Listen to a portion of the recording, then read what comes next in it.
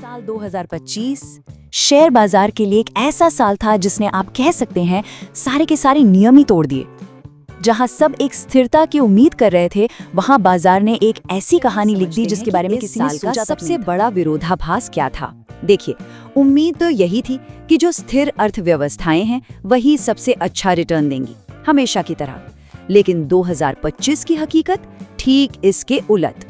जिन अर्थव्यवस्थाओं में सबसे ज्यादा जोखिम था, उन्होंने ही सबसे तगड़ा क्या?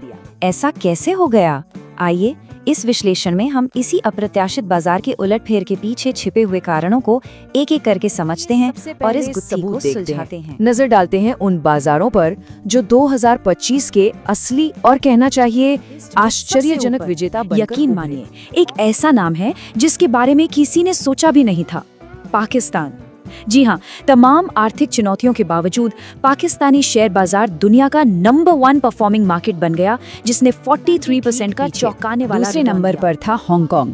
अपने टेक्नोलॉजी सेक्टर में जो जबरदस्त रिकवरी आई ना, उसकी वजह से हांगकांग के बाजार ने भी एक शानदार वापसी की और लगभग 40% की बढ़त दर्ज की। वो भी इस रेस और में हाँ, था। वहाँ हुए कॉर्पोरेट सुधार और बढ़ते विदेशी निवेश ने बाजार में मानो एक नई जान फूंक दी, और ये 30% की बढ़त के साथ एक साइलेंट विनर, मतलब एक छुपा रुस्तम साबित हुआ। कॉमन थी।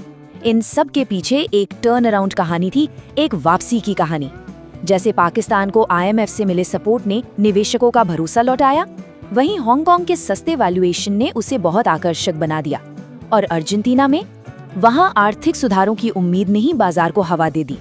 मतलब हर बाजार की वापसी के पीछे एक जोखिम भरे बाजार रॉकेट की तरह ऊपर जा रहे थे, तो एक सवाल सबके मन में था कि भाई भारत का क्या हुआ?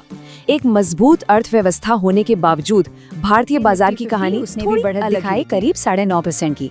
अब देखिए, ये रिटर्न अपने आप में बुरा तो नहीं है, लेकिन जब आप इसे दूसरे देशों की तूफानी तेजी से कंपेयर करते हैं तो कहानी पूरी तरह बदल जाती है। भारत टॉप 8 में भी अपनी जगह नहीं बना पाया।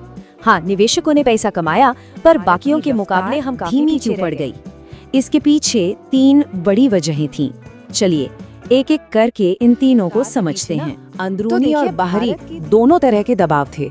एक तरफ तो ऊंचे वैल्यूएशन ने विकास पर एक तरह से ब्रेक लगा दिया था, और दूसरी तरफ दुनिया भर का पैसा पाकिस्तान और हांगकांग जैसे सस्ते और जोखिम भरे बाजारों की तरफ एक चुंबक की तरह खींच रहा था, जिससे भारत का सबसे बड़े सवाल पर कि आखिर दुनिया भर के बाजारों में ये अजीब सा ट्रेंड चल क्यों रहा था, इसके पीछे की सबसे बड़ी वजह क्या बदली हुई सोच में 2025 में इन्वेस्टर्स का मंत्रा ही बदल गया था।